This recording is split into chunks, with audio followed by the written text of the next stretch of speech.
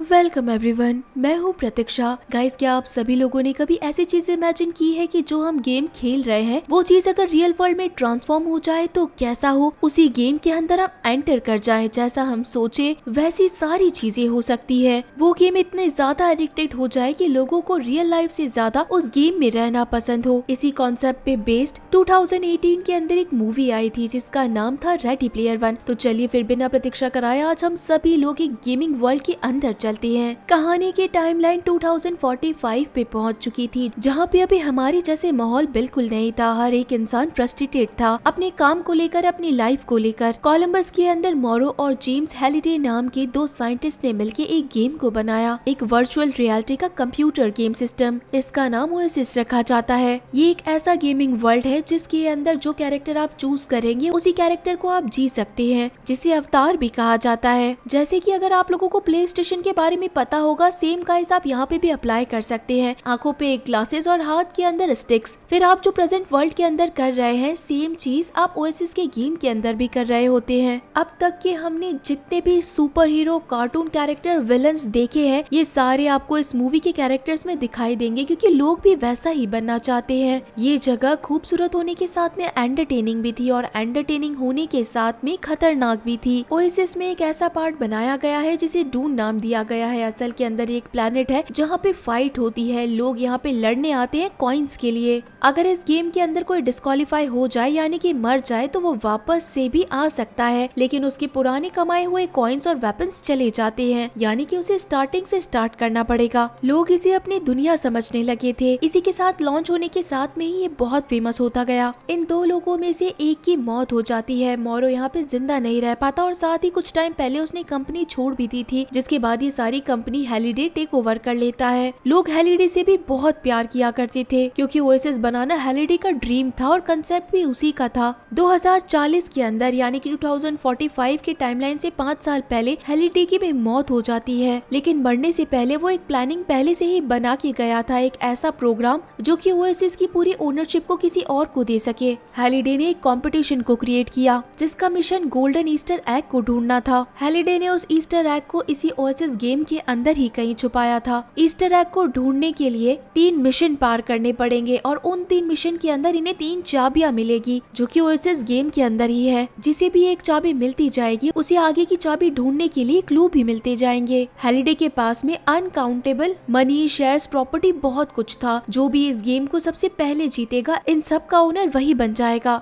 लेकिन हैलिडे ने ये गेम इतना भी आसान नहीं बनाया था कि कोई भी इसे जीत के इतना सारा पैसे हासिल कर ले। वो गेम इतना ज्यादा टिपिकल था कि 5 सालों तक भी उसे कोई क्रैक नहीं कर पाया। जिसके बाद हमें इस मूवी का मेन कैरेक्टर वेड दिखाया जाता है। वेड के पेरेंट्स नहीं है और वो अपनी आंटी के साथ रहता है, लेकिन इसी के साथ वेड के पास एक और वैन है जिसके अंदर वो गेम खेलता था। वेड का गेम कैरेक्टर के अंदर नाम पार्सिवल था। रियल वर्ल्ड के अंदर आज तक कोई भी गेम कैरेक्टर एक दूसरे से नहीं मिला होता है। ये सब अपने दोस्त ओएसिस के गेम में ही बनाते हैं। पार्सिवल की बेस्ट फ्रेंड का नाम इंच था। ईच के 2 फ्रेंड्स और होते हैं जिनका नाम डाइटो और शाओ था। जिसके बाद हमें यहाँ पे फर्स्ट चैलेंज दिखाया जाता है जो कि कार रेसिंग थी। हर कोई इस कार रेसिंग को पिछले 5 सालों से खेलता जा रहा था, लेकिन आज तक भी कोई फाइनल डेस्टिनेशन तक नहीं पहुँच पाया। इसी के साथ गाइस यहाँ पे हमें एक बहुत बड़ी टीम दिखाई जाती है जिसके एम्प्लॉयज यहाँ पे गेम खेलने के लिए आए थे। ये IOI के एम्प्लॉयज थे। ओएसिस के बाद में दूसरी सबसे बड़ी कंपनी IOI थी। उसका हेड नॉलन इस गेम को जीत के सारी प्रॉपर्टी खुद के नाम करना चाहता था। नॉलन के पास में एक ऐसी टीम थी जो कि हैलिडे के लाइफ के ऊपर भी रिसर्च करती है और हमेशा किसी न किसी क्लू को क्रैक करने की कोशिश करती है। रेस स्टार्ट होने के साथ में सभी लोग अपने कंपटीशन को बनाए रखने के लिए आसपास की गाड़ियों का एक्सीडेंट करते हुए आगे बढ़ते जाते हैं। पार्सिवल का फोकस यहाँ पे कॉइन्स भी रहता था ताकि मरे हुए कंटेस्टेंट के कॉइन्स उसे मिल सके और वो फ्यूल बना सके। इस बीच के ग्राफिक्स गाइस सीरियसली अगर आप देखेंगे तो ये अब तक के साई-फाई मूवीज के ग्राफिक्स में से सबसे बेस्ट ग्राफिक्स लगेंगे। पार्सिवल काफी आगे तक पहुंच चुका था और उसके साथ उसका दोस्त ईच भी था, लेकिन उसका ध्यान एक बाइक वाले कंटेस्टेंट पे भी था। पार्सिवल को इस कैरेक्टर के बारे में पता था जिसका नाम आर्टिमस था। इनके रास्ते में बड़े बड़े बॉल्स, साथ ही में डायनासोर और साथ ही में किंग कॉन्ग भी थे। ये लोग ऑलमोस्ट पहुंचने ही वाले थे कि तभी इन लोगों के ऊपर किंग कॉन्ग अटैक कर देता है। ईच आगे नहीं पहुंच पाता।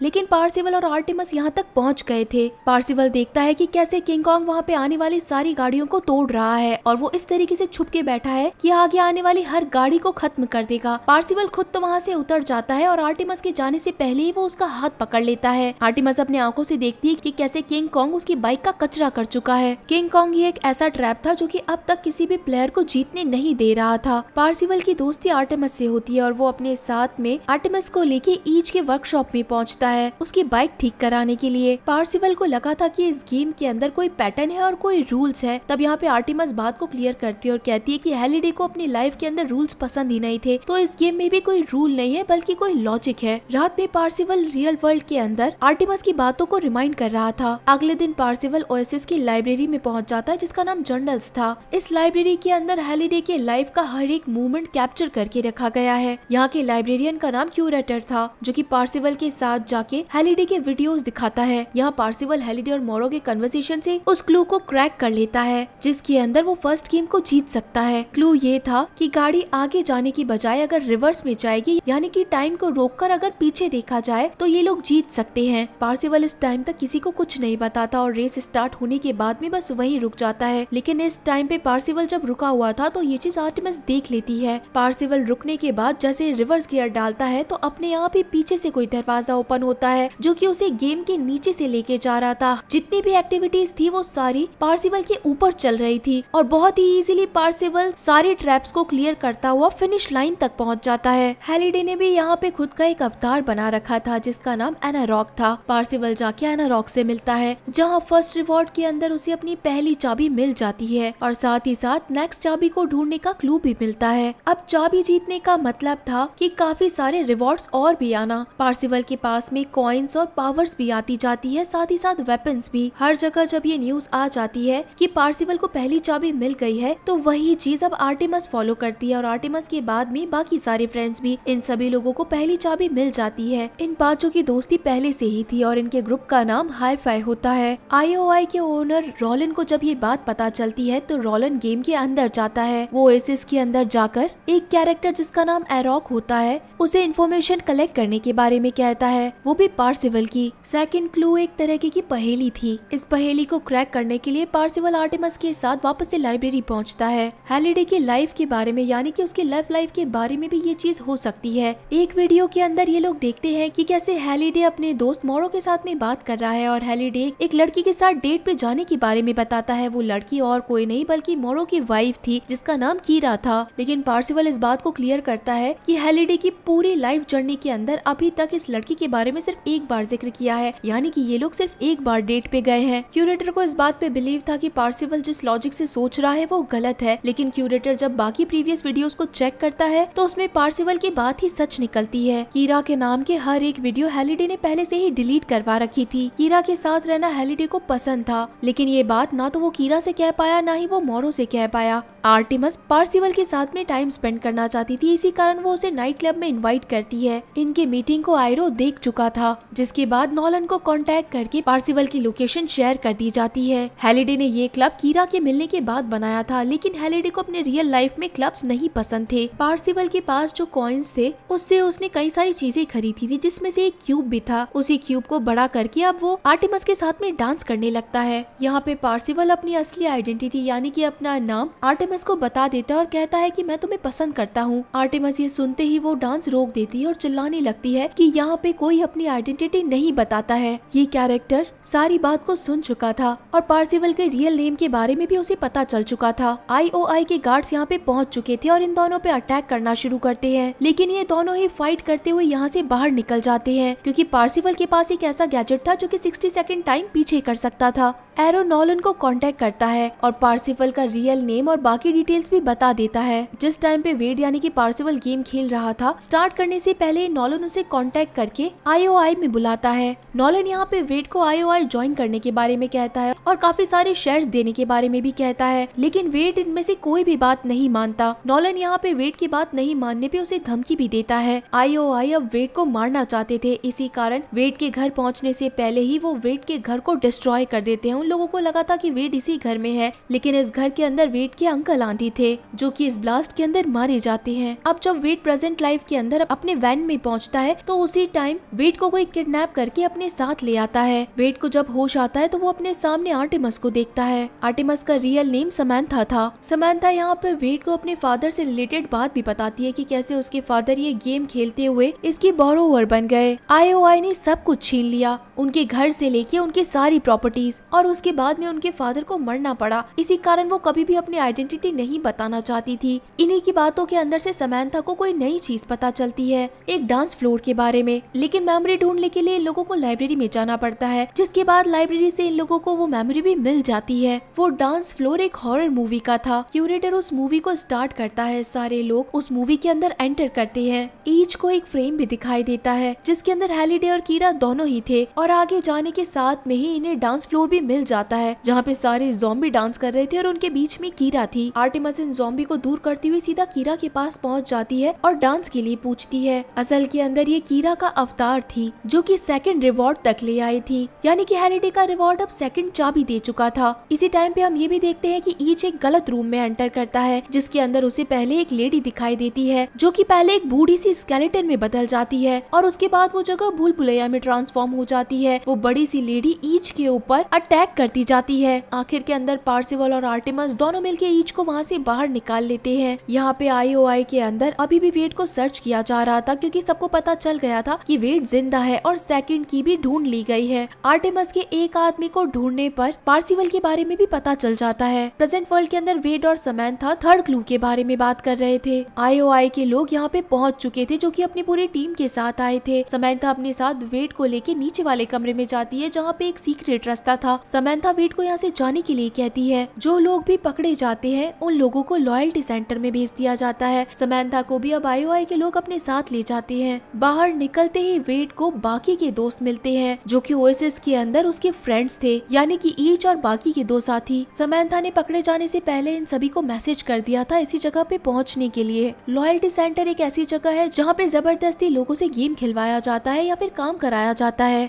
आईओआई को तीसरा क्लू मिल चुका था, इसी कारण वो सीधा तीसरे क्लू वाली जगह पे ही काम कर रहे थे। नॉलन अपनी पूरी आर्मी के साथ में तीसरे क्लू को क्रैक करने की बार बार कोशिश कर रहा था। उस जगह पे कोई भी ना पहुंचे, इसी कारण नॉलन एरो के साथ मिलके एक बहुत बड़ी शील्ड को एक्टिवेट कर देता है ताकि इसके अंदर कोई ना आ पाए। ईच रियल वर्ल्ड के अंदर काफी अच्छी हैकिंग कर सकती थी और पार्सिवल ने भी नॉलन के पासवर्ड को देख लिया था। इसी कारण ये लोग ओएसिस के गेम के अंदर रहकर ही नॉलन को ये फील करवाते हैं कि उसे किडनैप कर लिया गया है। पार्सिवल यहाँ पे नॉलन से समैंथा की लोकेशन पूछता है और उसके बाद में समैंथा की हेल्प करता है। वो इस तरीके से समैंथा से बात करता है जिससे कि समैंथा अपने आसपास के बारे में बता सके, और समैंथा को गाइड करने के बाद में वो खुद को ओएसिस से फ्री कर लेती है। समैंथा यहाँ पे आगे की चीजों के बारे में बताना चाहती थी कि तीसरा क्लू प्लेनेट डून के अंदर है। इतनी ही देर के अंदर नॉलन को पता चल जाता है कि ये जगह असली नहीं है बल्कि उसके पासवर्ड को हैक किया गया है। इसी कारण वो इस जगह से बाहर निकलता है और प्रेजेंट वर्ल्ड में पहुंचता है। नॉलन को पता चल चुका था कि समैंथा को यहाँ से बाहर निकाल दिया गया है। इसी कारण वो समैंथा के कैबिन तक पहुंचता है जहाँ उसे समैंथा नहीं मिलती, लेकिन वो यहाँ से ज्यादा दूर नहीं गई होगी। अब हाई-फाई के पांचों मेंबर एक साथ में ओएसिस से कनेक्ट होके डून प्लैनेट के अंदर जाते हैं, लेकिन अंदर पहुंचने से पहले इन सब का सामना प्रोटेक्टिव शील्ड से होता है। पार्सिवल तब लाइव जाता है और ओएसिस के हर मेंबर से बात करता है कि कैसे वो अब तक 2 चैलेंजेस को बहुत लॉयल तरीके से पार कर चुका है, लेकिन तीसरा चैलेंज पार करने से पहले उसे आईओआई की शील्ड तोड़नी पड़ेगी, जो कि बहुत ही गलत बात है। आखिर आईओआई को ऐसा नहीं करना चाहिए था। और अब पार्सिवल यहाँ पे ओएसिस के हर एक कैरेक्टर से मदद मांगता है। हर कोई आईओआई यानी कि नॉलन की कंपनी से परेशान थे, इसी कारण पार्सिवल की मदद करने के लिए सभी लोग प्लैनेट डून में पहुंच जाते हैं। आर्टेमस इस टाइम पे आईओआई की एम्प्लॉय बन के अंदर ही काम कर रही थी और वो प्रोटेक्टिव शील्ड को क्लोज कर देती है। शील्ड क्लोज होने के साथ में ही अब ओएसिस के अंदर जितने भी कैरेक्टर थे वो सारे आईओआई के एम्प्लॉय से फाइट करते हैं। आर्टेमस यहाँ पे पार्सिवल को एक गेम के बारे में बताती है जो कि आखिरी चैलेंज है और इसे खेलने के लिए नॉलन कई सारे लोगों को अब तक खिला चुका है, लेकिन अब तक इसके काफी सारे गेम्स को खेलने के बावजूद भी कोई गेम क्रैक नहीं हो रहा है। नॉलन पार्सिवल को रोकने के लिए गॉडजिला में बदल जाता है। ईच भी यहाँ पे खुद के जॉइंट रोबोट को लेकर आया था, लेकिन वो रोबोट इस गॉडजिला का सामना नहीं कर पा रहा था। बाकी के और 2 दोस्त भी अपनी सारी पावर्स का यूज करते हैं और इस जॉइंट गॉडजिला से लड़ने की कोशिश करते हैं। जब आर्टेमस यहाँ पे नॉलन से फाइट कर रही थी तो नॉलन को पता चल जाता है कि वो इस टाइम पे आईओआई के बेस कैंप के अंदर से ही फाइट कर रही है। इसी कारण वो अपने हर हारे हुए एम्प्लॉय को चेक करता है। ईच का जॉइंट रोबोट गॉडजिला से फाइट करने के कारण काफी ज्यादा इंजर्ड था। यहाँ पे पार्सिवल और आर्टेमस जब आगे जा रहे थे तो इनके आगे का रास्ता टूटा हुआ था। इनकी मदद ईच करता है। वो रोबोट एक तरह का ब्रिज बना देता है। पार्सिवल यहाँ पे आयरो से भी फाइट करता है और उसके बाद में पार्सिवल को पता चलता है कि आर्टेमिस किसी खतरे में है। अगर वो पकड़ी गई तो आईओआई के लोग उसे मार देंगे। इसी कारण पार्सिवल आर्टेमिस को शूट करता है ताकि वो रियल वर्ल्ड में जाके यहाँ से भाग सके। समंथा रियल वर्ल्ड के अंदर आउट होने के साथ में ही बाहर निकलती है, जहाँ पे उसे बाकी के सारे कैरेक्टर्स मिल जाते हैं जो कि पार्सिवल की मदद करने में आउट हो चुके थे। पार्सिवल शाओ के साथ आगे बढ़ता है, जहाँ पे वो नॉलन का एक एम्प्लॉय को गेम खेलता हुआ देख रहा था जो कि जीत भी चुका था, लेकिन जीतने के साथ में ही वो इस बर्फ के अंदर गिर जाता है और मर जाता है। तब यहाँ पे पार्सिवल को पता चलता है कि हैलिडे नहीं चाहता था कि कोई भी गेम को जीते, बल्कि वो चाहता था कि हर कोई इस गेम को अच्छे से खेले। इन लोगों का मिशन था कि एक इनविजिबल डॉट को स्टार्टिंग के अंदर लेकर आना है, लेकिन इसी टाइम पे नॉलन और आयरॉक यहाँ पे पहुंच चुके थे अपने साथ में एक ब्लास्ट डिवाइस लेके। ये एक कैटालिटिक बॉम्ब था। इसे ब्लास्ट करने के साथ में ही वहाँ का हर एक प्लेयर आउट हो जाता है। नॉलन इसे यूज करता है और वहाँ पे सब आउट हो जाते हैं। अब तक पार्सिवल नहीं मरा था और उसके पास में 2 चाबी पहले से ही थी। इस बार आउट होने के साथ में अगर वो खेलना चाहता होगा तो उसे स्टार्टिंग से स्टार्ट करना पड़ेगा। स्कोर बोर्ड पे नॉलन जब देखता है तो उसे किसी का नाम नहीं दिखता है, लेकिन तभी वहाँ पे पार्सिवल का नाम विजिबल होता है। पार्सिवल अभी भी गेम के अंदर लाइव है। पार्सिवल जब अपना पॉकेट चेक करता है तो उसमें एक एक्स्ट्रा लाइफ का कॉइन मिलता है। असल के अंदर ये वो कॉइन था जो कि उसे क्यूरेटर ने दिया था। अब उस एक्स्ट्रा लाइफ से पार्सिवल फिर से गेम खेलना स्टार्ट करता है और उस समय उसे कोई बॉदर नहीं करता। पार्सिवल वही काम करता है जो उसे करना चाहिए था और आखिर में उसके सामने हैलिडे का अवतार आता है जो कि उसे तीसरा रिवॉर्ड यानी कि तीसरी चाबी ऑफर करता है। नॉलन रियल लाइफ के अंदर अब पार्सिवल को मारना चाहता था, इसी कारण वो वेट की लोकेशन को चेक करता है और अकेला ही उसे मारने के लिए जाता है। पार्सिवल के सामने अब एक बहुत बड़ा डोर था जिसके अंदर तीनों चाबियां लगनी थी सेम टाइम पे, लेकिन नॉलन हर तरफ से गाड़ी को टक्कर दे रहा था। इसी कारण पार्सिवल भी बार बार हिल रहा था। बड़े मुश्किल से पार्सिवल तीसरी चाबी भी लगा देता है और वो दरवाजा खुल जाता है। जैसा ये गेम दिखना चाहिए, असल के अंदर ये गेम बिल्कुल वैसा ही दिख रहा था। हद से ज्यादा प्रॉपर्टी। जहाँ हैलिडे का अवतार रॉक वहाँ पे आके पार्सिवल को एक पेन देता है पेपर्स पे साइन करने के लिए, लेकिन पार्सिवल समझ जाता है कि ये भी एक ट्रैप ही है। हैलिडे इसी के अंदर फंसे थे। ये वो दिन था जब जेम्स ने मोरो को यहाँ पे साइन करने के लिए कहा था और मोरो ने तभी कंपनी को छोड़ दिया था। ये इस गेम का एंड नहीं है, बल्कि ये एक टेस्ट था। पार्सिवल अब जब कॉन्ट्रैक्ट को साइन करने के लिए मना करता है, इसका मतलब कि आखिरकार वो इंसान हैलिडे को मिल चुका है जो कि ओएसिस का असली हकदार बन सकता है। हैलिडे अपने साथ में पार्सिवल को लेके एक कमरे में पहुंचता है जहाँ पे उसका सारा बचपन बीता था। हैलिडे जाने से पहले यहाँ पर एक रेड बटन दिखाता है जिसे प्रेस करने से ओएसिस बंद भी हो सकता है। सारा सिस्टम, सारी कनेक्शन सब रुक जाएंगे। तुम्हारे पास ये अथॉरिटी है कि जब तुम चाहो तब तुम इसे बंद कर सकते हो। हैलिडे यहाँ पे बताने लगता है कि उसने खुद की लाइफ को जीने के लिए ओएसिस बनाया था, क्योंकि रियल लाइफ में उसे कभी कोई ऐसा इंसान ही नहीं मिला जिसके साथ वो रह सके। जेम्स को वो बात तब रियलाइज हुई कि रियल वर्ल्ड सबसे बेस्ट है जब वो मरने वाला था, क्योंकि आखिरी टाइम तक में भी उसके साथ कोई नहीं था। हैलिडे कहता है कि ये सारी दुनिया एक वर्चुअल रियलिटी है जो कि प्रेजेंट लाइफ से बहुत अलग है। अगर काम आएगी तो सिर्फ असली रियलिटी काम आएगी। तब हैलिडे अपने साथ में ईस्टर एग भी निकालता है और पार्सिवल को देता है। प्रेजेंट वर्ल्ड के अंदर भी हर किसी को पता चल चुका था कि पार्सिवल को ईस्टर एग मिल गया है। इसी टाइम पे यहाँ नॉलन पहुंच चुका था पार्सिवल को मारने के लिए, लेकिन जब वो देखता है कि पार्सिवल जीत गया है, उसके हाथ में गोल्डन ईस्टर एग है, तो वो भी रुक जाता है। इसी टाइम पे पुलिस आके नॉलन को अरेस्ट कर लेती है। हैलिडे यहाँ पे ये भी पूछता है कि क्या आप हैलिडे के अवतार है? तब हैलिडे यहाँ पे कुछ नहीं कहता।